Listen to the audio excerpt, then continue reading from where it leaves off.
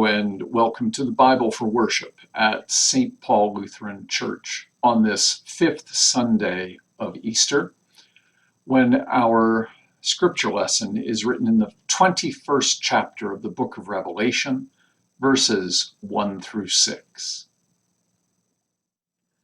Then I saw a new heaven and a new earth, for the first heaven and the first earth had passed away, and the sea was no more. And I saw the holy city, the new Jerusalem, coming down out of heaven from God, prepared as a bride adorned for her husband. And I heard a loud voice from the throne, saying, "See, the home of God is among mortals. God will dwell with them as their God. They will be God's peoples, and God will personally be with them.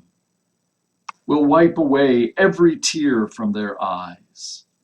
Death will be no more.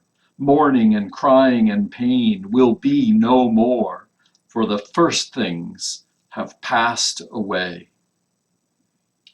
The one who is seated on the throne said, "See, I am making all things new."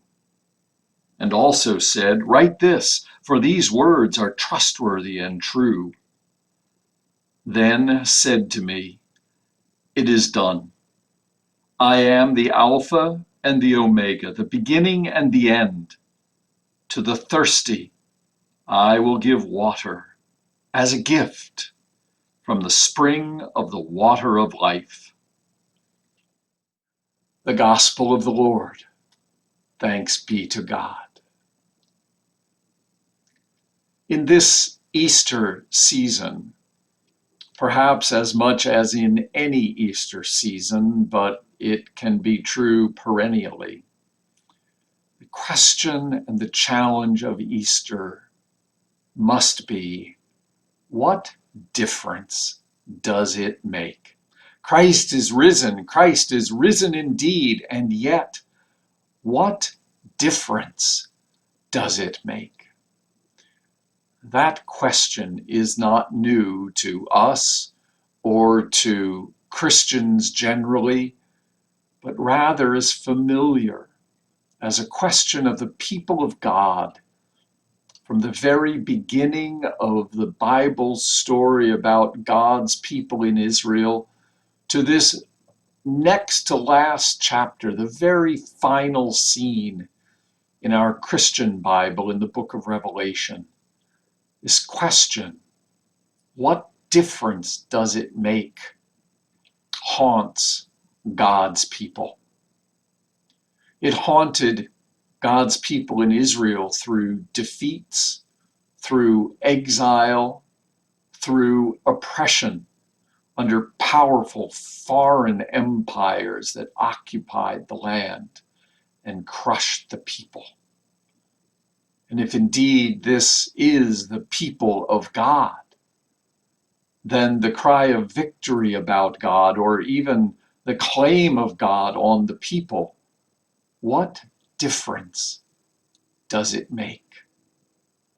That is the question that came to be answered in a form of biblical and non-biblical literature called apocalyptic.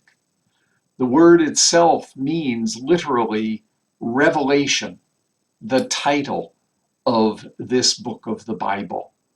And it's not revelation in the sense that something new is being offered, but rather in the sense that this pulls back the veil from reality and shows what is really going on under the forms and the figures of history and experience as we are living it.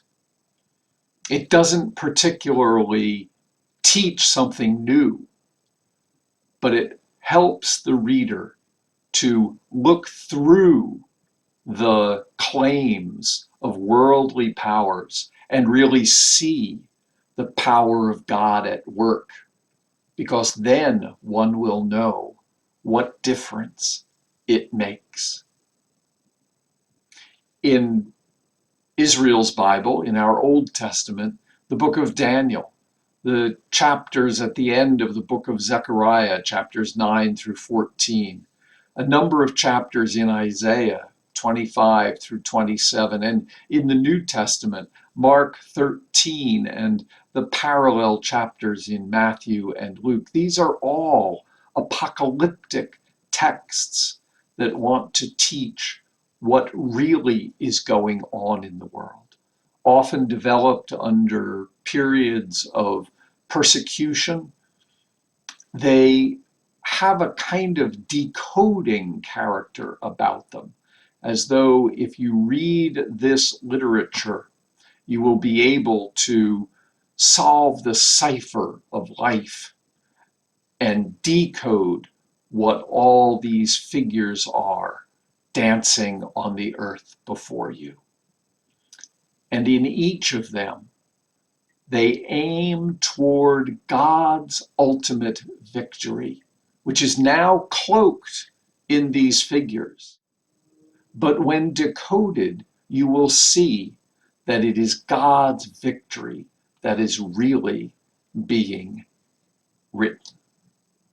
And here in chapter 1 of the book of Revelation in the New Testament, we come to the final scene of this revelation, this apocalypse, the denouement of all that has been said about how God is at work through the difficult history of the community to bring about the ultimate victory, which is already signaled in the resurrection, and about which we've asked the question, what difference does it make? The scene is set in a throne room of God, so that the writer is being offered a view from behind the curtain, as it were, seeing as God sees and learning from those in the heavenly court.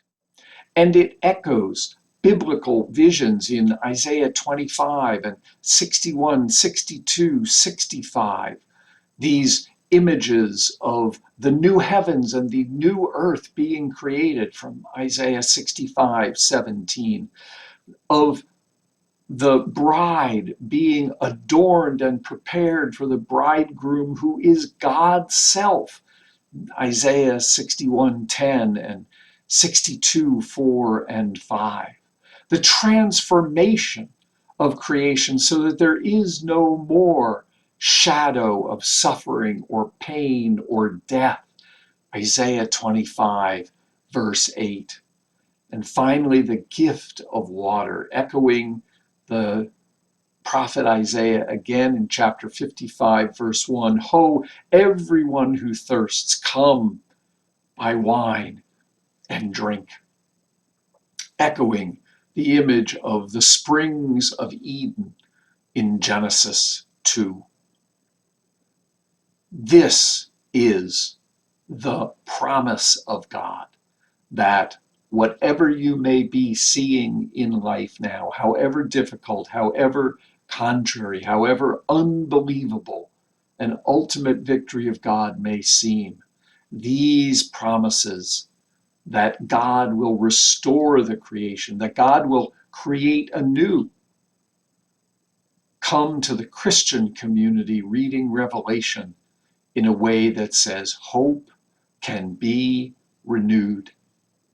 And a key image here, it is not that you hope that you will go up to heaven. That's not even particularly a biblical image. But rather here, the key image, it is that the new Jerusalem comes to dwell on the earth. It comes down, and that God journeys with God's people, as once God journeyed through the wilderness with God's people Israel,